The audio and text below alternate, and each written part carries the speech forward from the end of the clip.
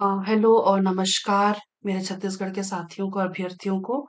मैं हूँ विनीता और आज इस वीडियो में हम भारत के राष्ट्रपति से संबंधित प्रश्न देखेंगे जो विगत वर्षों में पूछे गए हैं। ठीक है? तो वीडियो को बहुत ज़्यादा लंबा नहीं करेंगे हम, है ना, फालतू में, क्योंकि बहुत ज़्यादा प्रश्न है और है ना, वीडियो की लेंथ बहुत ज़्यादा हो जाती है। ठीक? तो चलिए हम आज का पहला सवाल शुरू करते हैं। आज का पहला सवाल है, निम्न में से कौन से राष्ट्रपति सर्वोच्च न्यायालय में उपस्थित हुए थे जब सर्वोच्च न्यायालय राष्ट्रपति के निर्वाचन विवाद की सुनवाई कर रहा था? इसका उत्तर याद रखिएगा आप, वीवी गिरी। उत्तर है वीवी गिरी। चलिए अगला प्रश्न देखते हैं। देश के चौथे राष्ट्रपति वीवी गिरी पर राष्ट्रपति चुनाव के विवाद को लेकर मुकदमा कर दिया गया। राष्ट्रपति बनने के अ, बाद भी वे कटघरे में गवाही देने पहुंचे। कोर्ट ने मामला खारिज कर दिया था। ठीक है? चलिए अगला प्रश्न देखते हैं। निम्न में से कौन सी राष्ट्रपति की स्वविवेकी शक्तियां हैं? स्वविवेकी शक्तियां पूछा गया है। चलिए देखते हैं क्या क्या है। अ, बहुमत के दल बहुमत दल के नेता को प्रधानमंत्री नियुक्त करता है, ये गलत है। संसद का अधिवेशन बुलाना, ये भी गलत है। किसी विधेयक को आपत्तियों सहित संसद के पास भेजना, ये स्वविवेकी शक्ति है। और मंत्रिपरिषद के सदस्यों की नियुक्ति, ये नहीं है। राज्यपाल द्वारा भेजे गए विधेयक पर स्वीकृति देना, ये भी नहीं है। किसी विधेयक को रोक कर रखना, ये उसकी राष्ट्रपति की स्वविवेकी शक्तियों में आता है। से संबंध के लिए प्रधानमंत्री से कहना, ये भी स्वविवेकी शक्ति है। किसी परामर्श पर मंत्रिपरिषद से पुनर्विचार हेतु कहना, ये भी है। तो कौन कौन सा हो जाएगा? 3, 6, 7 और 8। 3, 6, 7 और 8, ऑप्शन नंबर ई। ई इसका सही उत्तर हो जाएगा। चलिए अगला प्रश्न देखते हैं। यहाँ पे राष्ट्रपति की स्वविवेकी शक्तियां दिया हुआ है ना? एक बार रीड कर लेते हैं क्या क्या लिखा हुआ है। किसी विधेयक को आपत्तियों सहित संसद के पास वापस भेजना, किसी विधेयक को रोक कर रखना, किसी विषय से संबंधित जानकारी के लिए प्रधानमंत्री से कहना, किसी परामर्श पर मंत्रिपरिषद से पुनर्विचार हेतु कहना, संसद को संदेश भेजना, सदन में किसी को भी स्पष्ट बहुमत प्राप्त न हो तो किसी भी दल को सरकार बनाने की के लिए आमंत्रित कर सकता है। जब किसी राजनीतिक दल से एक से अधिक व्यक्ति प्रधानमंत्री बनने का दावा करे, तब राष्ट्रपति स्वविवेक से प्रधानमंत्री का चुनाव कर सकता है। तो ये राष्ट्रपति की स्वविवेकी शक्तियां हैं। ठीक है? चलिए आप भी याद रखिएगा इनको। अगला प्रश्न देखते हैं। अगला प्रश्न है, निम्नलिखित में से क्या सही नहीं है पूछा गया है। ठीक है? क्या सही नहीं है? चलिए देखते हैं। अ, राष्ट्रपति लोकसभा को संबोधित एवं संदेश भेज सकता है। बिल्कुल भेज सकता है। राष्ट्रपति राज्यसभा को संबोधित एवं संदेश भेज सकता है। हाँ बिल्कुल। राष्ट्रपति दोनों सदनों को संबोधित एवं संदेश भेज सकता है। बिल्कुल। राष्ट्रपति किसी एक सदन को संबोधित एवं संदेश नहीं भेज सकता, ये गलत है ना? तो इसका सही उत्तर हो जाएगा ऑप्शन नंबर डी। अगला देखते हैं। अगला है, राष्ट्रपति की क्षमा प्रदान करने की शक्ति में क्या सम्मिलित नहीं है? सम्मिलित नहीं है बोला गया है। ठीक है?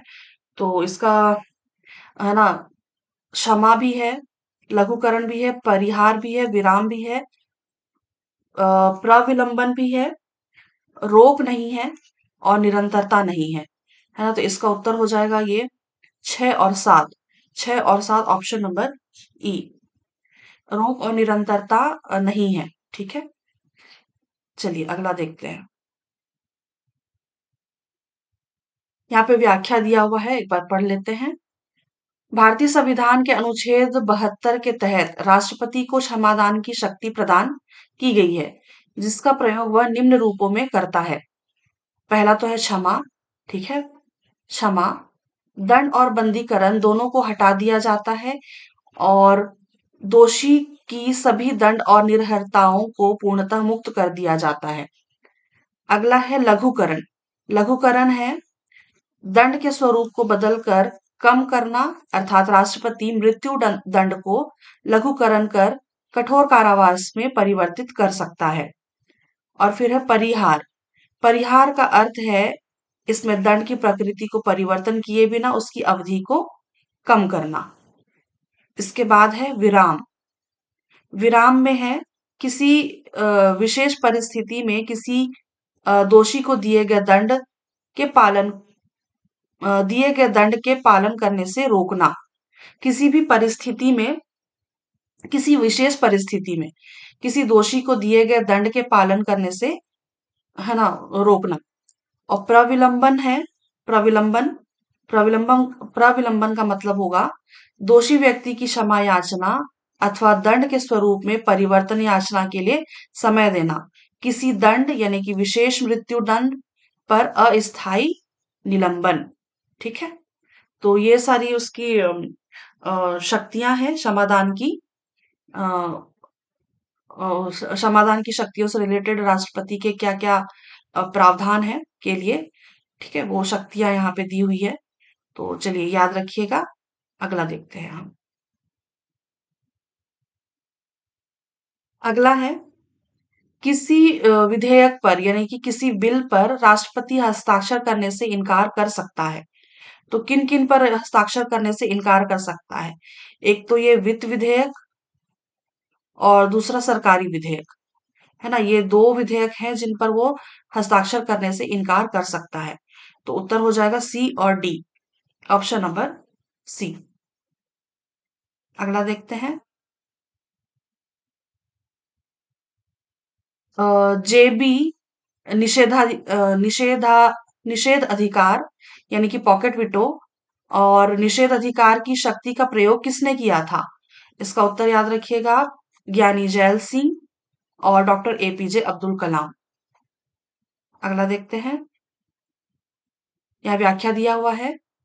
ज्ञानी जैल सिंह ने राजीव सरकार के पोस्टल अमेंडमेंट बिल के लिए वह डॉक्टर कलाम ने ऑफिस ऑफ प्रॉफिट बिल 2016 के संबंध में वीटो प्रयोग किया था। ठीक है, वीटो पावर का यूज किया था। ज्ञानी जैल सिंह ने राजीव सरकार के टाइम पे पोस्टल अमेंडमेंट बिल और डॉक्टर कलाम ने ऑफिस ऑफ प्रॉफिट बिल 2016 के संबंध में वीटो का प्रयोग किया था। चलिए अगला देखते हैं। अगला है सही क्या है बोला गया है। ठीक है, सही क्या है? क्षमा प्रदान करना एक अनुग्रह है, बिल्कुल सही है। क्षमा प्रदान करने की मांग एक अधिकार के रूप में नहीं की जा सकती, हाँ ये भी सही है। और क्षमा प्रदान करने की एक अधिकार के रूप में अधिकार के रूप में की जा सकती है, ये गलत है। क्षमा प्रदान करने का न्यायिक पुनरावलोकन किया जा सकता है, ये भी सही है।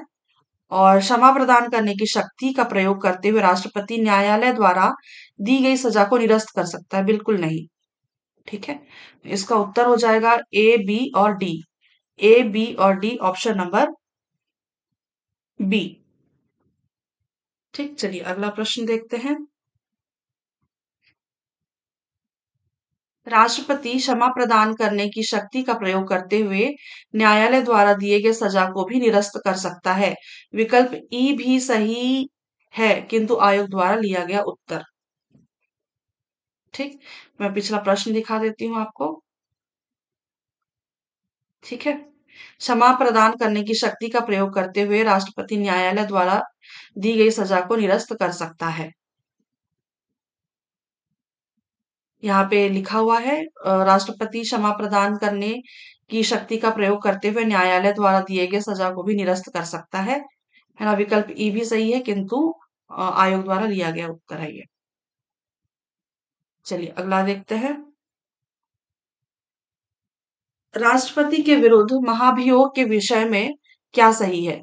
तो राष्ट्रपति के विरुद्ध महाभियोग के बारे में पूछा गया है। चलिए एक बार देखते हैं। यह एक प्रस्ताव के रूप में पुनर्स्थापित किया जाना चाहिए। ये सही है।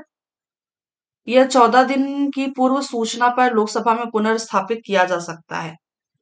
नहीं, ये सूचना देना जरूरी है, बट पुनर्स्थापित नहीं कर सकते। यह लोकसभा के 1/3 सदस्यों द्वारा हस्ताक्षरित होना चाहिए। ये गलत है। यह दोनों सदनों से 2/3 बहुमत से पारित होना चाहिए। ये सही है। यह दोनों सदनों से निरपेक्ष बहुमत से पारित होना चाहिए। गलत है। यह लोकसभा और राज्यसभा में पुनर्स्थापित किया जा सकता है। ये सही है। तो इसका क्या उत्तर हो जाएगा? क्या सही है पूछा गया है ना? तो 1, 4 और 6। 1, 4 और 6 ऑप्शन नंबर बी। चलिए अगला देखते हैं। यहाँ पे व्याख्या दिया हुआ है, देखते हैं एक बार। राष्ट्रपति पर महाभियोग 2 आधारों पर लगाया जा सकता है। एक तो सिद्ध कदाचार और असक्षमता से लाया जा सकता है ना, जिसमें 14 दिन पूर्व राष्ट्रपति को सूचना देना आवश्यक है। यह महाभियोग जिस सदन में लाया जाता है वह 1/4 सदस्यों द्वारा हस्ताक्षरित होना चाहिए। ठीक है, 1/4 सदस्यों द्वारा हस्ताक्षरित होना चाहिए। जांच सिद्ध हो जाने पर 2/3 बहुमत से पारित कराने पर राष्ट्रपति को अपदस्थ कर दिया जाएगा। ठीक, चलिए अगला देखते हैं। यहाँ पे नाम बताना है। चलिए देखते हैं। जिन्हें 1956 में आंध्र प्रदेश का प्रथम मुख्यमंत्री नियुक्त किया गया, जो 2 बार लोकसभा के स्पीकर रहे, जो 1 बार राष्ट्रपति का चुनाव जीत नहीं सके, जो दूसरी बार निर्विरोध राष्ट्रपति चुने गए, जिन्हें मोरारजी देसाई ने मंत्रिमंडल में मंत्री नियुक्त नहीं किया था।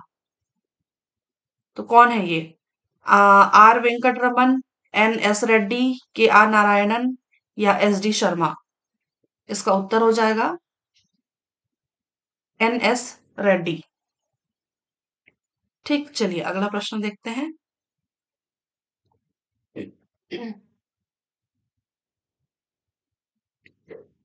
हाँ, संसद से पारित होने पर किस पदच्युति प्रस्ताव पर राष्ट्रपति का हस्ताक्षर आवश्यक है? पदच्युति प्रस्ताव पर। ठीक है, पदच्युति प्रस्ताव पर राष्ट्रपति का हस्ताक्षर आवश्यक है। तो देखते हैं एक बार।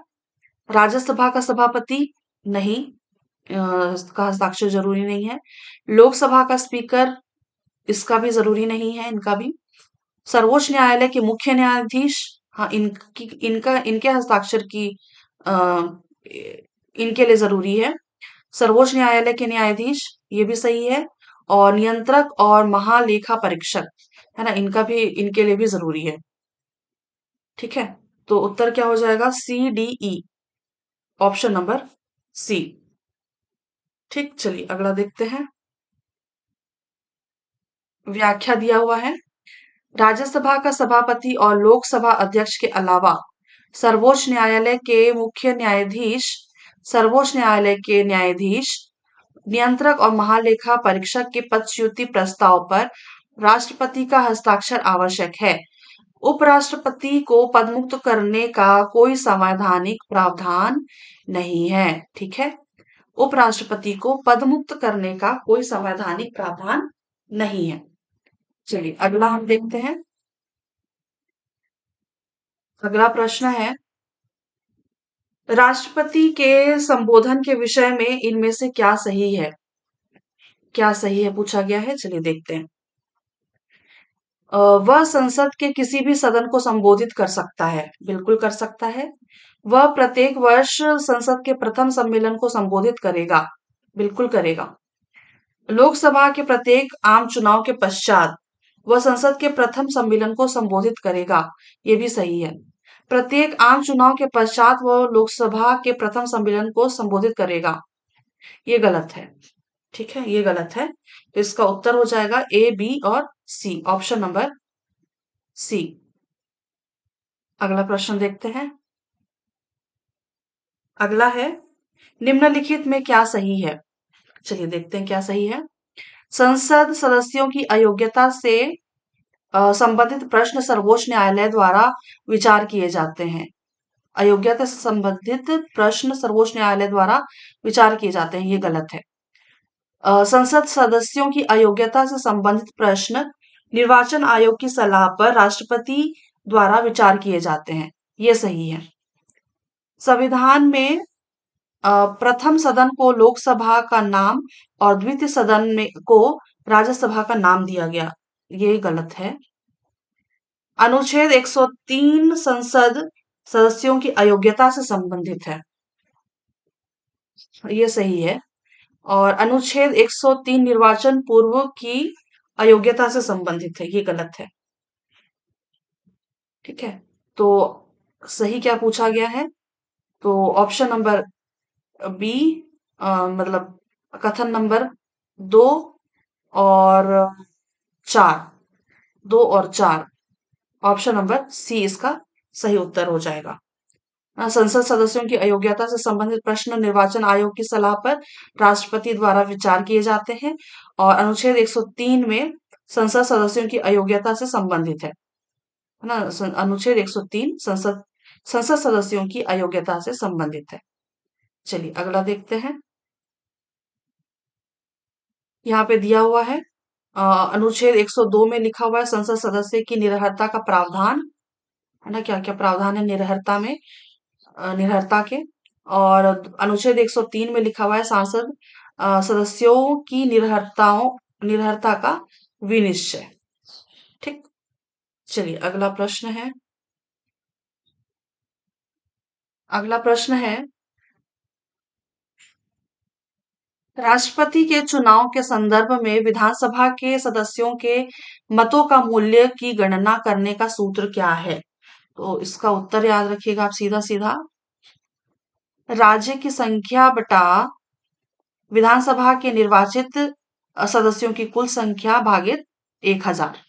ठीक, चलिए अगला देखते हैं। अ, राष्ट्रपति पद के विषय राष्ट्रपति पद की शर्तों के विषय में, ठीक है, शर्तों के विषय में क्या सुमेलित नहीं है? चलिए देखते हैं एक बार। शर्तों के बारे में बोला गया है, ठीक है। वह 35 वर्ष की आयु पूरी कर चुका हो, तो ये गलत है ना, क्योंकि आयु पूरी कर चुका हो ये योग्यता में आता है। ठीक है, ये योग्यता है।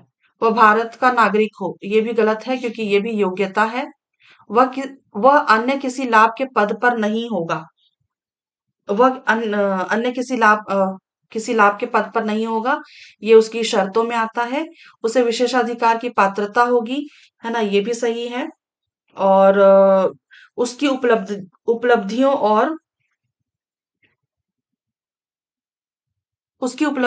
और भत्ते उसकी पदावधि के दौरान कम नहीं किए जा सकते, ये भी सही है। ये भी सही है, उसकी उपलब्धियों और भत्ते उसकी पदावधि के दौरान कम नहीं किए जा सकते। तो 3, 4 और 5 ऑप्शन नंबर, ये भी तो सही है। वह अन्य किसी लाभ के पद पर नहीं होगा, वह अन्य किसी लाभ के पद पर नहीं होगा। उसे विशेषाधिकार की पात्रता है। और ठीक, ये तीनों सही है। तो 3, 4 और 5 ऑप्शन नंबर सी इसका सही उत्तर होगा। ठीक, चलिए अगला देखते हैं। व्याख्या दिया हुआ है, चलिए देखते हैं। योग्यताएं, वह 35 वर्ष की आयु पूरी कर चुका हो, वह भारत का नागरिक हो, और वह लोकसभा सदस्य बनने की योग्यता रखता हो। और सेवा और शर्तें दी हुई है ना, उससे सेवा और शर्तों में दिया हुआ है, उससे विशेषाधिकार की पात्रता होगी, उसकी उपलब्धियों और भत्ते उसकी पदावधि के दौरान कम नहीं किए जा सकते, वह किसी लाभ के पद पर ना हो। ठीक है, ये आ, याद रखिएगा आप, क्योंकि योग्यता से और शर्तों से सेवा और शर्तों से काफी सारे प्रश्न बने हैं। ठीक है, चलिए हम अगला प्रश्न देखते हैं। राष्ट्रपति अ, किस विधेयक पर अनुशंसा करता है? तो सरकारी विधेयक पर भी अनुशंसा करता है। ठीक है, नए राज्य के निर्माण से संबंधित विधेयक पर भी अनुशंसा करता है। राज्य की सीमा में परिवर्तन से संबंधित विधेयक अगर आता है तो उस पे भी अनुशंसा करता है। और राज्य के नाम में परिवर्तन से संबंधित विधेयक इस पे नहीं करता। ठीक है, क्योंकि ये सांसद की स्वीकृति होने के बाद है ना इसका वो होता है। ठीक है, तो इसका उत्तर हो जाएगा ए, बी और सी। ए, बी, सी, ऑप्शन नंबर सी। चलिए अगला देखते हैं। राज्यों के नाम में परिवर्तन संबंधी विधेयक संबंधित राज्य की विधानसभा द्वारा पारित किए जाने के पश्चात सांसद द्वारा स्वीकृति प्रदान करने से होती है। ठीक, चलिए अगला देखते हैं। अगला है, मान लीजिए संसद ने एक शासकीय विधेयक पारित किया और राष्ट्रपति के पास हस्ताक्षर के लिए भेजा। राष्ट्रपति ने कुछ आपत्तियों सहित विधेयक संसद में वापस भेज दिया। संसद ने विधेयक पर पुनर्विचार कर दोबारा पारित कर दिया और राष्ट्रपति के पास हस्ताक्षर के लिए भेजा। राष्ट्रपति ने विधेयक पर हस्ताक्षर नहीं किया और पद से त्यागपत्र दे दिया। पद से त्यागपत्र दे दिया तो क्या होगा? तो विधेयक कानून के रूप में लागू नहीं होगा। ठीक है, जो विधेयक है वो कानून के रूप में लागू नहीं हो सकता। इसका सही उत्तर हो जाएगा। अगला देखते हैं। किसी भी विधेयक को कानून बनाने के लिए राष्ट्रपति का हस्ताक्षर आवश्यक है। उसकी अनुमति के बिना कोई भी विधेयक कानून नहीं बन सकती। चलिए अगला देखते हैं। किस विधेयक पर राष्ट्रपति हस्ताक्षर करने से इनकार कर सकता है? एक तो सरकारी विधेयक और दूसरा वित्त विधेयक। तो ऑप्शन नंबर बी, ए और दो दोनों सही है। चलिए अगला देखते हैं। अगला है यहाँ पे दिया हुआ व्याख्या। धन विधेयक राष्ट्रपति की पूर्वानुमति से प्रस्तुत होता है तथा संविधान संशोधन विधेयक पर राष्ट्रपति के हस्ताक्षर की अनिवार्यता होती है।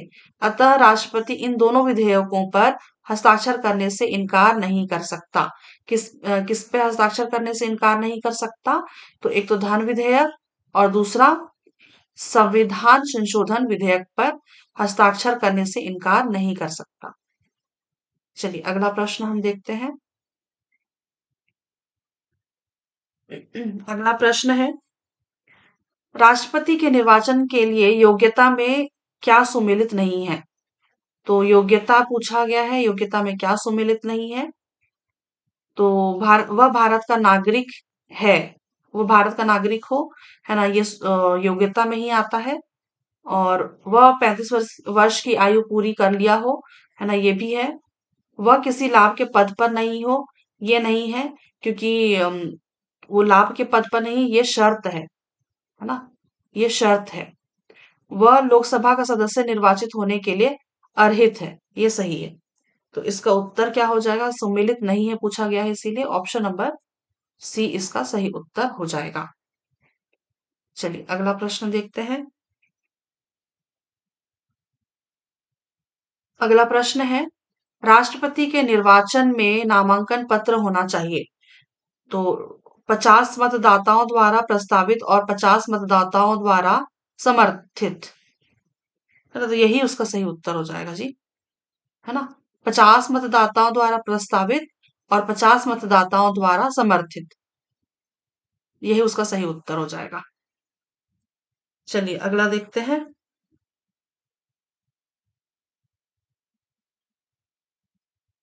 अगला है, निम्नलिखित में से कौन सी राष्ट्रपति की स्वविवेकी शक्ति है? अभी थोड़ी देर पहले हमने एक व्याख्या में भी देखा था। चलिए एक बार देखते हैं प्रश्न कैसा है। मंत्रिपरिषद की नियुक्ति मंत्रिपरिषद की नियुक्ति ये विधायी शक्ति है। ठीक है, ये विधायी शक्ति है। विधेयक को आपत्तियों सहित वापस भेजना ये राष्ट्रपति की स्वविवेकी शक्ति है। विधेयक को रोक कर रखना ये भी स्वविवेकी शक्ति है। क्षमा प्रदान करना ये न्यायिक शक्ति है। क्षमा प्रदान करना ये न्यायिक शक्ति है। संयुक्त अधिवेशन की अधिसूचना जारी करना ये नहीं है। अधिसूचना जारी करना ये नहीं है। संसद को संदेश भेजना ये स्वविवेकी शक्ति में आता है। और न्यायाधीशों की नियुक्ति भी अ, विधायी शक्ति है। न्यायाधीशों की जो नियुक्ति जो है ये विधायी शक्ति है। तो इसका उत्तर क्या हो जाएगा, है ना? 2, 3 और 6। 2, 3 और 6। 2, 3 और 6 ऑप्शन नंबर ई। ऑप्शन नंबर ई इसका सही उत्तर हो जाएगा। चलिए अगला प्रश्न देखते हैं। व्याख्या दिया हुआ है, एक बार देखते हैं। ध्यान रखें, 1 और 7 दोनों विधायी या नियुक्ति संबंधी शक्तियां हैं। एक बार देख लेते हैं पिछला स्लाइड। 2 और 7 क्या बोला था? 1 मिनट। 1 और 7। 1 और 7। 1 और 7। ठीक है। मंत्रिपरिषद की नियुक्ति और न्यायाधीशों की नियुक्ति विधायी शक्ति है। वह 4 जो है न्यायिक शक्ति है। 4। हाँ, क्षमा प्रदान करना ये न्यायिक शक्ति है। जबकि 2, 3 और 6 स्वविवेकी शक्तियां हैं। 2, 3 और 6 स्वविवेकी शक्तियां हैं। ठीक, चलिए अगला देखते हैं। भारतीय संविधान का परिरक्षण, संरक्षण और प्रतिरक्षण की शपथ या प्रतिज्ञान कौन लेता है? इसका सही उत्तर राष्ट्रपति लेता है। ठीक, चलिए अगला प्रश्न देखते हैं। यहाँ पे परिरक्षण, संरक्षण और प्रतिरक्षण का मतलब बताया गया है। शब्दों का अर्थ क्या है?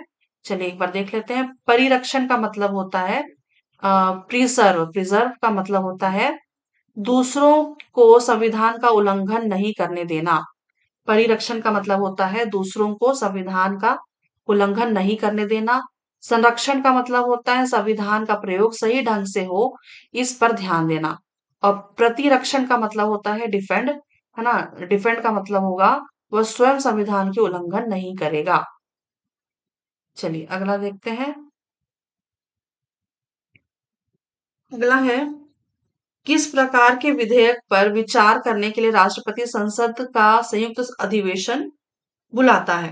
तो सरकारी विधेयक पर विचार करने के लिए, ठीक है, सरकारी विधेयक पर विचार करने के लिए राष्ट्रपति संसद का संयुक्त अधिवेशन बुलाता है।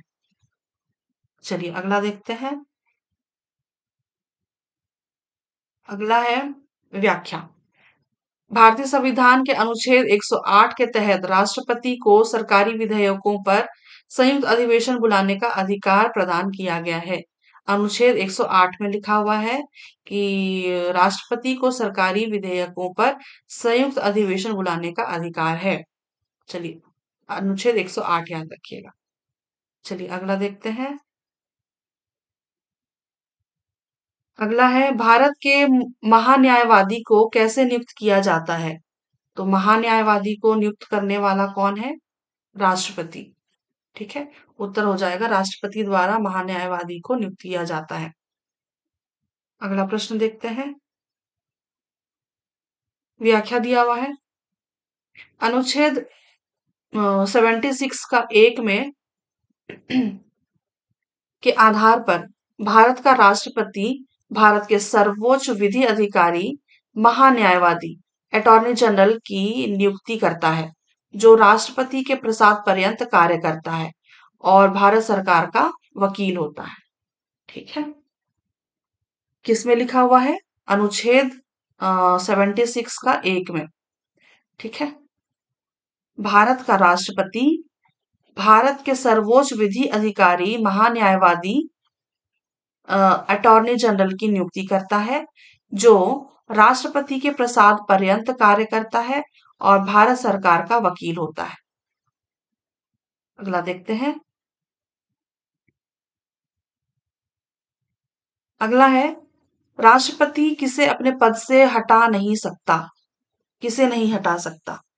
अ, सर्वोच्च न्यायालय के न्यायाधीश, है ना, इनको नहीं हटा सकता। मुख्य चुनाव आयुक्त को भी नहीं हटा सकता। और संघ लोक सेवा आयोग के अध्यक्ष, इनको नहीं हटा सकता।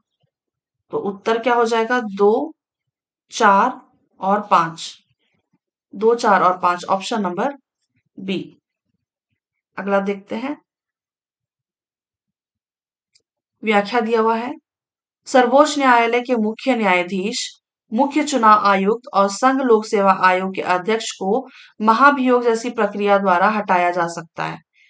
जैसे महाभियोग सिर्फ और सिर्फ राष्ट्रपति पे लगता है ना, सिर्फ और सिर्फ राष्ट्रपति पर।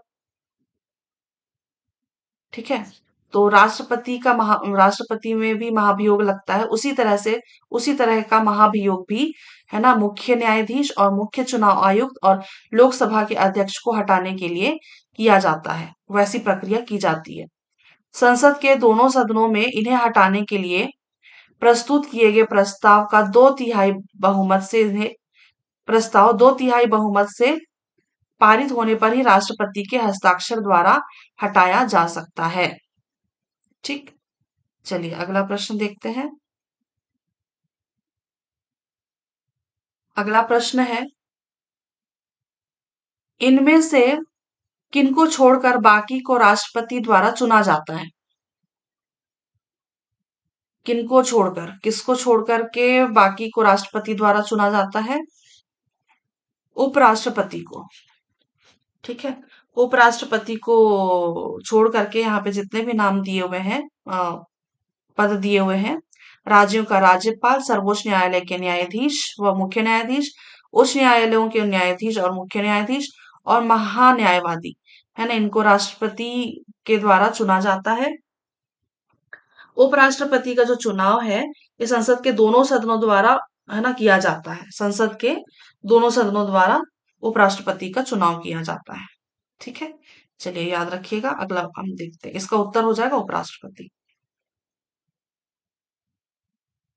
भारत के राष्ट्रपति को पद और गोपनीयता की शपथ कौन दिलाता है? इसका उत्तर याद रखिएगा, सर्वोच्च न्यायालय के मुख्य न्यायाधीश। ठीक, सर्वोच्च न्यायालय के मुख्य न्यायाधीश। व्याख्या है, भारत के राष्ट्रपति को संविधान के अनुच्छेद 59 के अंतर्गत सर्वोच्च न्यायालय के मुख्य न्यायाधीश संविधान के संरक्षण, प्रतिरक्षण और परिरक्षण की शपथ दिलाता है। प्रधानमंत्री और उपराष्ट्रपति को पद की गोपनीयता की शपथ राष्ट्रपति दिलाता है। ठीक है, किंतु लोकसभा का अध्यक्ष अपने पद का किंतु लोकसभा अध्यक्ष अपने पद का शपथ न लेकर केवल एक सामान्य संसद के रूप में शपथ लेता है, जिसे प्रोटेम स्पीकर शपथ दिलाता है। ठीक है, जिसे प्रोटेम स्पीकर शपथ दिलाता है। चलिए अगला देखते हैं। अगला है, सामान्यतया भारतीय राष्ट्रपति राज्यपाल की नियुक्ति के समय उस राज्य के मुख्यमंत्री से सलाह लेता है। यह है मान्यता या परंपरा, है ना, उस ऐसा कोई संवैधानिक बाध्यता नहीं है, कानून भी नहीं है और राष्ट्रपति का दायित्व भी नहीं है। ये मान्यता और परंपरा से चला आ रहा है कि जो राष्ट्रपति वो राज्यपाल की नियुक्ति के लिए मुख्यमंत्री से सलाह लेता है। अगला देखते हैं।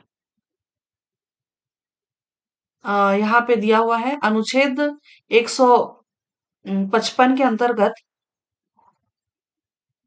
राष्ट्रपति राज्यपाल की नियुक्ति करता है।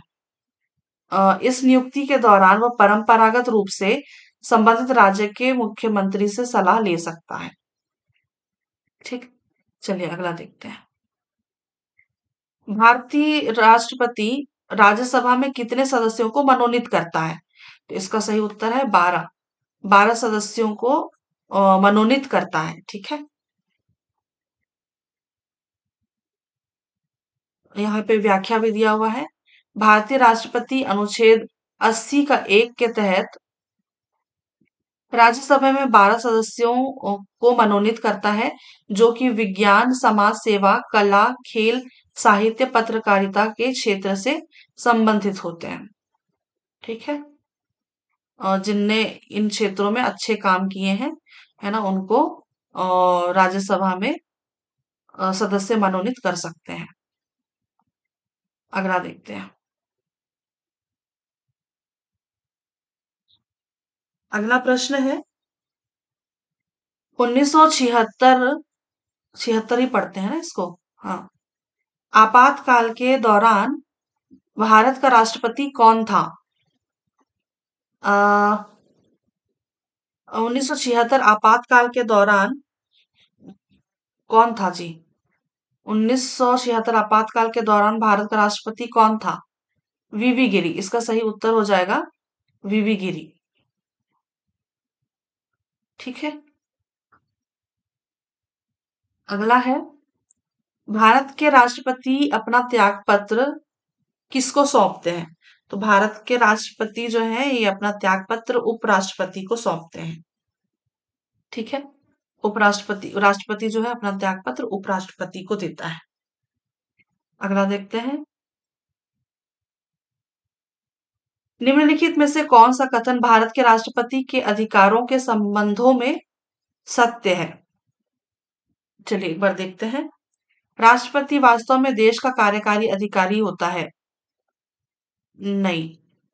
राष्ट्रपति के अनुमति से संसद में पारित विधेयक कानून बनता है? ये सही है। राष्ट्रपति की अनुमति से संसद में पारित विधेयक कानून बनता है? सही है। संकट काल में राष्ट्रपति केंद्र सरकार का अधिग्रहण करता है? ऐसा नहीं होता।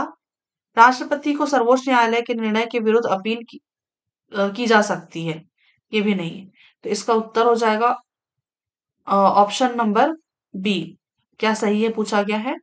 राष्ट्रपति की अनुमति से संसद में पारित विधेयक कानून बनता है। ठीक। चलिए अगला प्रश्न देखते हैं।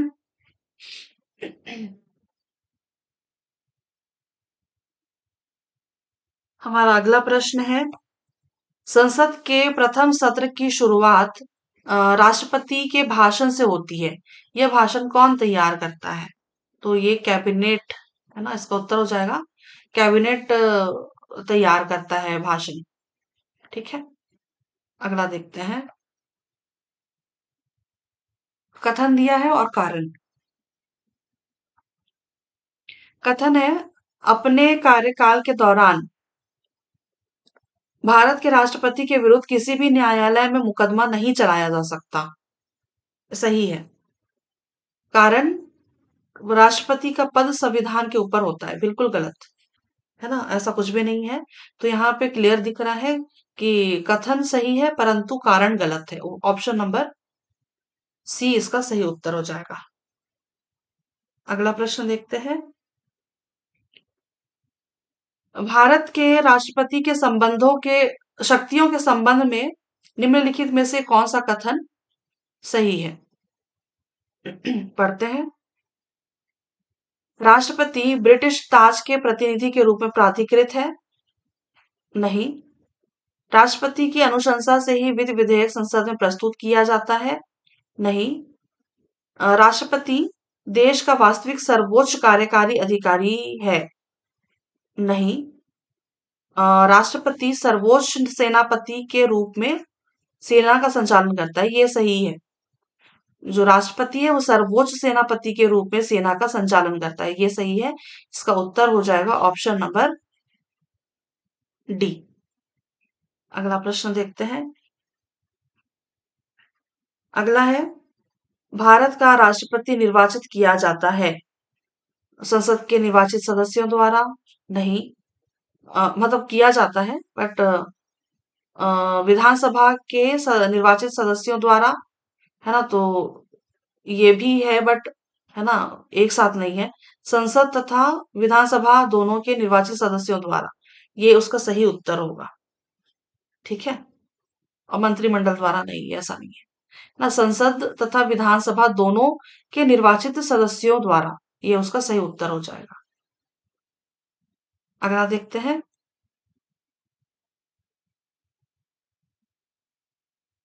निम्न में से किस विषय पर राष्ट्रपति के लिए मंत्रिपरिषद से सलाह लेना आवश्यक नहीं है? निम्न में से किस विषय पर राष्ट्रपति के लिए मंत्रिपरिषद से सलाह लेना आवश्यक नहीं है? तो यहाँ पे उत्तर याद रखिएगा आप। विधेयकों पर स्वीकृति देना, विधेयकों पर स्वीकृति देना, अ, ये सलाह लेने की आवश्यकता नहीं है। अगला प्रश्न देखते हैं। निम्न में से किस राष्ट्रपति ने एक शक्ति का प्रयोग किया था जिसे संवैधानिक शब्दावली में जेबी निषेधाधिकार कहा जाता है, जिसे वीटो पावर कहते हैं? वीटो पावर, है ना। उत्तर याद रखिएगा, ज्ञानी जैल सिंह। ठीक, अगला देखते हैं। अगला है, निम्नलिखित में से कौन सी स्थिति में भारत के राष्ट्रपति संकटकालीन अधिकारों का प्रयोग करते हैं? बाह्य आक्रमण, वित्तीय संकट, राज्यों में संवैधानिक तंत्र की असफलता, सशस्त्र सशस्त्र विद्रोह, है ना। तो ये सभी अ, अधिकारों का प्रयोग करते हैं, इसीलिए इसका उत्तर हो जाएगा उपरोक्त सभी। ठीक, चलिए अगला प्रश्न देखते हैं। भारत शासन में विभागीय संगठन के शीर्ष पद में निम्नलिखित में से कौन नियुक्त किया जाता है? भारत शासन में विभागीय संगठन के शीर्ष पद में, तो भी इसका उत्तर हो जाएगा विभागीय मंत्री। ठीक है, आसान प्रश्न है, उत्तर हो जाएगा विभागीय मंत्री। अगला देखते हैं।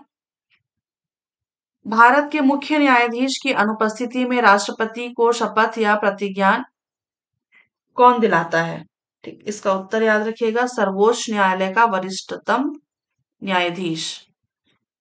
मुख्य न्यायाधीश की अनुपस्थिति में राष्ट्रपति को शपथ या प्रतिज्ञान कौन दिलाता है? तो सर्वोच्च न्यायालय का वरिष्ठतम न्यायाधीश। अगला प्रश्न देखते हैं। अगला है, अध्यादेश कौन जारी करता है? ये सबको पता है इसका आंसर। अध्यादेश जो है वो राष्ट्रपति जारी करता है।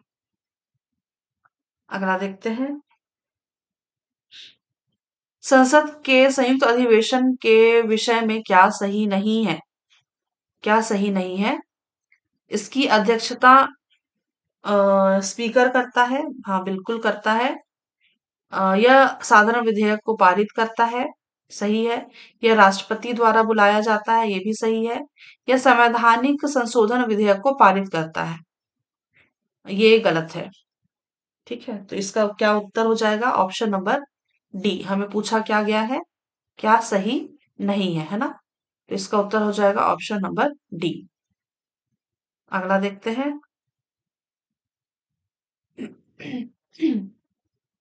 अगला है, निम्नांकित में क्या सुमेलित नहीं है? चलिए देखते हैं क्या सुमेलित नहीं है। भारत सरकार की समस्त कार्यपालिका कार्यवाही राष्ट्रपति के नाम से की जाएगी, की गई, राष्ट्रपति के नाम से की गई, कही जाएगी, ये सही है। किसी विषय को जिस पर किसी मंत्री ने विनिश्चय किया किंतु मंत्रिपरिषद ने विचार नहीं किया, राष्ट्रपति द्वारा अपेक्षा किए जाने पर मंत्रिपरिषद के समक्ष उस विषय को रखा जाएगा, ये गलत है। ठीक है। संघ के संघ के कार्यकलाप के प्रशासन संबंधी मंत्रिपरिषद के सभी विनिश्चय प्रधानमंत्री राष्ट्रपति को संसूचित करेगा, ये भी गलत है। राष्ट्रपति भारत सरकार का कार्य अधिक सुविधाजनक किए जाने के लिए और मंत्रियों में उक्त कार्य के आवंटन के लिए नियम बनाएगा। ये सही है ना? हाँ, ये सही है। और फिर है, प्रधानमंत्री प्रशासन से संबंधित जो जानकारी राष्ट्रपति मांगे वह देगा। ये सुमेलित नहीं है। तो आंसर क्या हो जाएगा? पूछा गया है क्या सुमेलित नहीं है ना? दो तीन, दो तीन, कुछ गड़बड़ कर दिया है क्या मैंने? ठीक तो है। दो, तीन और पांच क्या सुमेलित नहीं है पूछा गया है ना? एक बार वापस से देखते हैं। भारत सरकार की समस्त कार्यपालिका कार्यवाही राष्ट्रपति के नाम से की गई कही जाएगी, सही है। और किसी विषय को जिस पर किसी मंत्री ने विनिश्चय किया किंतु मंत्रिपरिषद ने विचार नहीं किया, राष्ट्रपति द्वारा अपेक्षा किए जाने पर मंत्रिपरिषद के समक्ष उस विषय को रखा जाएगा, ये गलत है ना? और फिर है, संघ के कार्यकलाप के प्रशासन संबंधी मंत्रिपरिषद के सभी विनिश्चय प्रधानमंत्री राष्ट्रपति को संसूचित करेगा, गलत है। और फिर है, राष्ट्रपति भारत सरकार का कार्य अधिक सुविधाजनक किए जाने के लिए और मंत्रियों में उक्त कार्य के आवंटन के लिए नियम बनाएगा, ये भी सही है ये। और फिर है, प्रधानमंत्री प्रशासन से संबंधित जो जानकारी राष्ट्रपति मांगे वह देगा। देता तो है वैसे, प्रशासन से संबंधित जानकारी राष्ट्रपति मांगे वह देगा। और एक मिनट में इसका आंसर देखती हूँ। दो तीन पांच, दो तीन पांच ही इसका उत्तर लिया है ना? ऑप्शन नंबर बी ही इसका सही उत्तर लिया है। ठीक है, ठीक, इसका उत्तर है दो, तीन और पांच। दो, तीन और पांच। ठीक, चलिए अगला हम देखते हैं।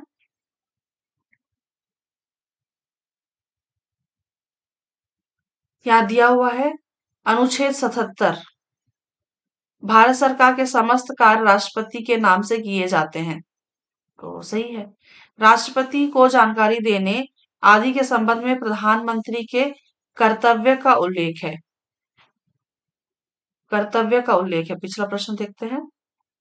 प्रधानमंत्री प्रशासन से संबंधित जो जानकारी मांगे, प्रधानमंत्री प्रशासन से संबंधित जो जानकारी राष्ट्रपति मांगे वह देगा ना? कर्तव्य के बारे में लिखा हुआ है ना? राष्ट्रपति को जानकारी देने आदि के संबंध में प्रधानमंत्री के कर्तव्य का उल्लेख है। ठीक है, चलिए अगला हम देखते हैं। यदि राष्ट्रपति किसी विधेयक को विधायिका के समक्ष पुनर्विचार के लिए भेजता है तो क्या होगा? चलिए एक बार देखते हैं। दो तिहाई बहुमत से बिल द्वारा पारित होने पर उससे उससे अपनी स्वीकृति देनी पड़ेगी, नहीं। साधारण बहुमत के द्वारा बिल पारित होने पर उससे अपनी स्वीकृति देनी पड़ेगी, ये सही है। साधारण बहुमत के द्वारा बिल पारित होने पर उससे स्वीकृति देनी पड़ेगी, ये सही है ना? बाकी फिर देख लेते हैं एक बार। इसे पास करने के लिए दोनों सदनों की एक संयुक्त बैठक बुलाई जाती है, नहीं, ऐसा नहीं होता। विधायिका को ये संशोधन जो राष्ट्रपति ने किए हैं उसे मानना पड़ता है, ऐसा भी नहीं होता ना? तो इसका उत्तर हो जाएगा ऑप्शन नंबर बी। यदि राष्ट्रपति किसी विधेयक को विधायिका के समक्ष पुनर्विचार के लिए भेजता है तो साधारण बहुमत के द्वारा बिल पारित होने पर उसे स्वीकृति देनी पड़ती है। ठीक, चलिए अगला देखते हैं। व्याख्या दिया हुआ है, एक बार देखते हैं। राष्ट्रपति की स्वीकृति के बिना कोई विधेयक कानून नहीं बन सकता, अतः दोनों सदनों में पारित होने के बाद विधेयक को राष्ट्रपति के पास उसकी स्वीकृति हेतु भेजा जाता है। राष्ट्रपति अपने संदेश के साथ विधेयक पर पुनः विचार हेतु भेज दे तो संसद उसे उस विधेयक पर पुनः विचार किया जाता है। संसद द्वारा उस विधेयक पर पुनर्विचार किया जाता है। संसद द्वारा पुनः पारित कर दिए जाने के बाद राष्ट्रपति विधेयक पर अपनी स्वीकृति देनी पड़ती है, राष्ट्रपति को विधेयक पर अपनी स्वीकृति देनी पड़ती है। ठीक, चलिए अगला देखते हैं। भारत के राष्ट्रपति के खिलाफ महाभियोग की प्रक्रिया शुरू की जा सकती है ना, संसद के किसी भी सदन में। उत्तर याद रखिएगा, संसद के किसी भी सदन में है ना, राष्ट्रपति के खिलाफ महाभियोग की प्रक्रिया की जा सकती है।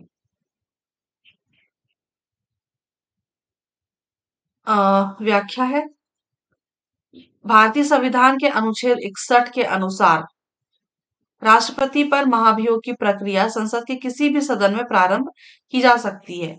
इन आरोपों पर सदन के 1/4 सदस्यों जिस पर सदन ने आरोप लगाए हैं के हस्ताक्षर होने चाहिए और राष्ट्रपति को 14 दिन पूर्व नोटिस देना चाहिए। ठीक है, चलिए अगला देखते हैं। यदि भारत के राष्ट्रपति को त्यागपत्र देने के समय मृत्यु हो जा त्यागपत्र देने के समय या मृत्यु हो जाने के समय उपराष्ट्रपति का पद भी खाली हो तो राष्ट्रपति का कार्यभार कौन संभालेगा? उत्तर याद रखिएगा, भारत का मुख्य न्यायाधीश। भारत का मुख्य न्यायाधीश। ठीक है, अगला देखते हैं। व्याख्या दिया हुआ है, यदि राष्ट्रपति का पद खाली हो गया तो उपराष्ट्रपति काम करेगा और यदि उपराष्ट्रपति भी नहीं है तो सुप्रीम कोर्ट का मुख्य न्यायाधीश राष्ट्रपति का कार्य करेगा। न्यायमूर्ति हिदायतुल्लाह एकमात्र ऐसे संवैधानिक पदाधिकारी हैं जो राष्ट्रपति एवं उपराष्ट्रपति दोनों का पद संभाला है। ठीक है, एक सेकेंड, चलिए अगला देखते हैं।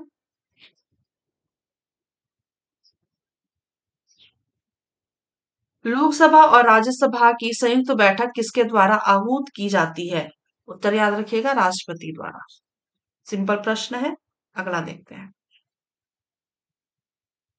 व्याख्या है, भारतीय संविधान के अनुच्छेद 108 के तहत संयुक्त बैठक तब बुलाई जाती है जब किसी मुद्दे पर गतिरोध हो। यह मंत्रिमंडल के सलाह पर राष्ट्रपति के द्वारा आहूत की जाती है, किंतु बैठक की अध्यक्षता लोकसभा का अध्यक्ष द्वारा की जाती है। अध्यक्षता लोकसभा अध्यक्ष द्वारा की जाती है। ठीक है, मंत्रिमंडल की सलाह पर राष्ट्रपति के द्वारा आहूत की जाती है, बुलाई जाती है संयुक्त बैठक, किंतु बैठक की अध्यक्षता जो है वो लोकसभा का अध्यक्ष करता है। ठीक है, चलिए अगला देखते हैं। अगला है, भारत भारत में राष्ट्रपति का चुनाव किया जाता है, तो भारत में राष्ट्रपति का चुनाव किस प्रकार किया जाता है? तो याद रखिएगा आप, एकल हस्तांतरणीय मत प्रणाली द्वारा। एकल हस्तांतरणीय मत प्रणाली द्वारा। अगला देखते हैं। व्याख्या दिया हुआ है, भारत के राष्ट्रपति का चुनाव अप्रत्यक्ष निर्वाचन प्रणाली, एकल संक्रमणीय मत पद्धति तथा अनुपातिक प्रतिनिधित्व प्रणाली के आधार पर किया जाता है। ठीक है, ये भी याद रखिएगा आप, अप्रत्यक्ष चुनाव प्रणाली, है ना, क्योंकि ये भी प्रश्न में कई बार पूछा गया है। अगला है, राष्ट्रपति के निर्वाचन मंडल के सदस्य होते हैं। राष्ट्रपति के निर्वाचन मंडल के सदस्य कौन होते हैं? यहाँ पे दिया हुआ है, चलिए देखते हैं। संसद के दोनों सदनों के निर्वाचित सदस्य बिल्कुल होते हैं। राज्य विधान मंडलों के दोनों सदनों के निर्वाचित सदस्य ये नहीं होते। सभी राज्यों की विधान सभाओं के निर्वाचित सदस्य, है ना, ये भी होते हैं। और दिल्ली और पौंडीचेरी विधानसभाओं के निर्वाचित सदस्य ये भी होते हैं, है ना। तो उत्तर क्या हो जाएगा? 1, 3 और 4। 1, 3 और 4 तीनों सही है, 3 सही है। Option number D. अगला है प्रश्न, अनुच्छेद 54 ठीक है। अनुच्छेद 54 में वर्णित राष्ट्रपति के निर्वाचन मंडल में निम्न सदस्य होते हैं: संसद के दोनों सदनों के निर्वाचित सदस्य, राज्य विधानमंडल के निर्वाचित सदस्य, दिल्ली एवं पौंडीचेरी विधानसभा के निर्वाचित सदस्य, क्रमशः 69, है ना, 69, उसको क्या पढ़ते हैं जी हिंदी में, 69, है ना, 69वें और 70वें संविधान संशोधन द्वारा 1992 से ये लागू हुआ है। ठीक है। 69वें और 70वें संविधान संशोधन 1992 से। ठीक है। और है अगला, राज्य विधान परिषद के सदस्य राष्ट्रपति के निर्वाचन मंडल में के सदस्य नहीं होते। ठीक है। चलिए अगला देखते हैं।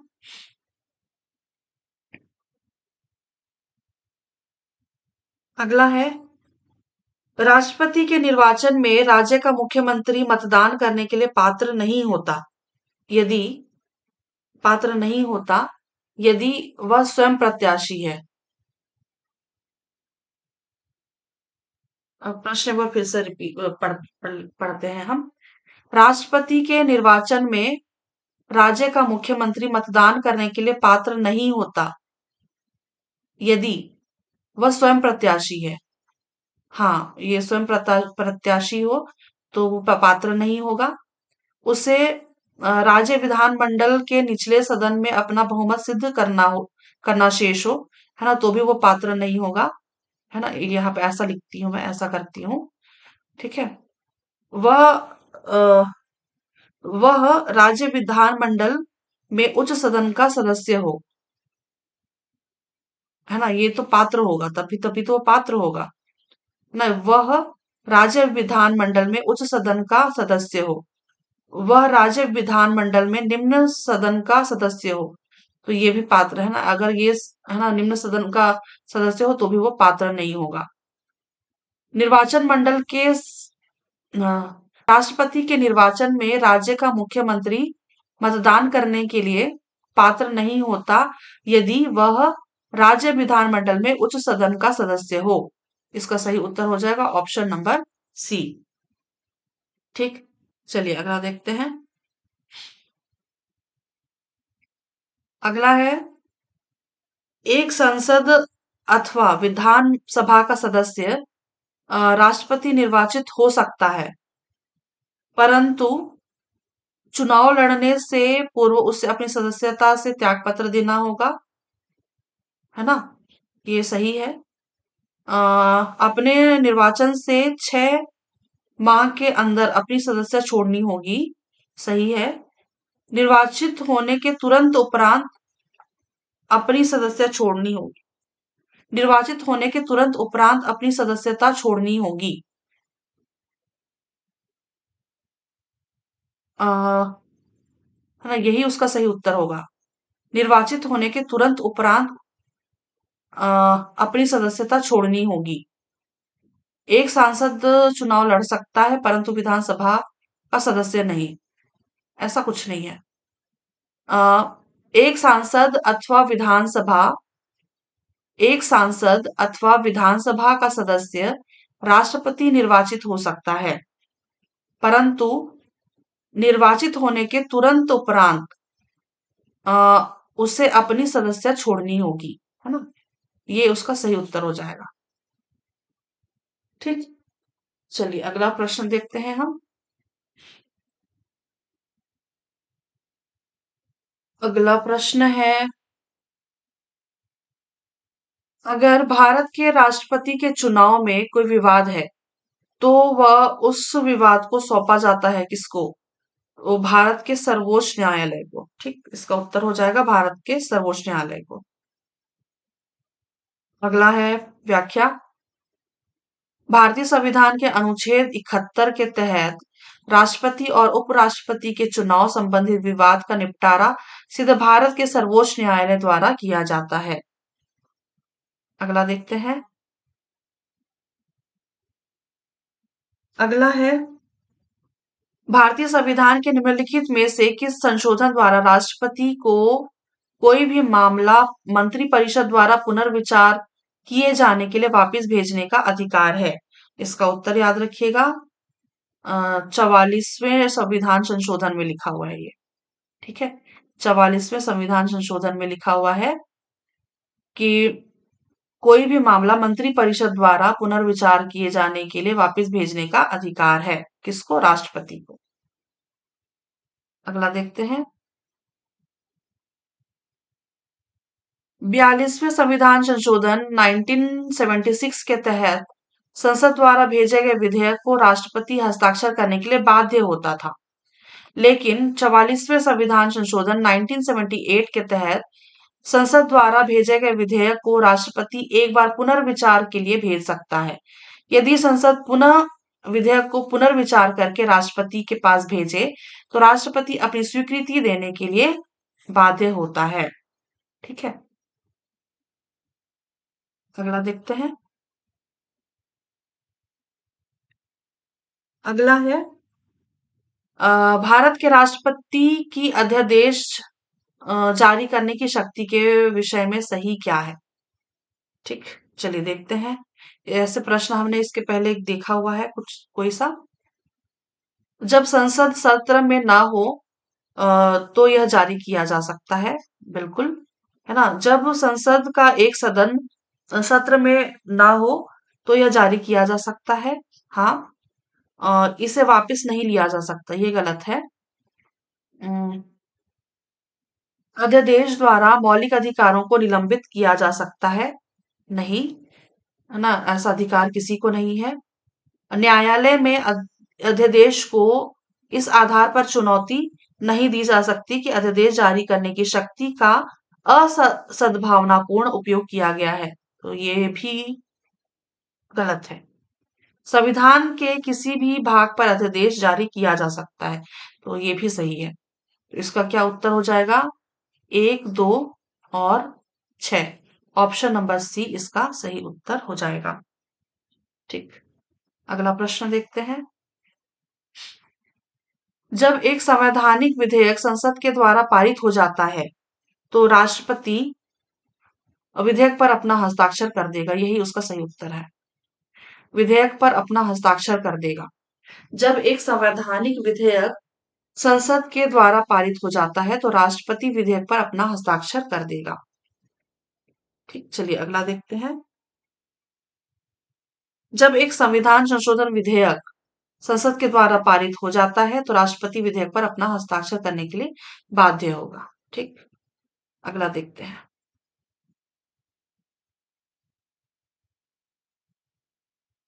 सही क्या है? ठीक है, चलिए देखते हैं और सही उत्तर का चयन करना है। राष्ट्रपति का कार्यकाल 5 वर्ष का है, बिल्कुल है। उपराष्ट्रपति का कार्यकाल भी 5 वर्ष का होता है। लोकसभा का कार्यकाल भी 5 वर्ष का होता है। राज्यसभा का कार्यकाल 6 वर्ष का।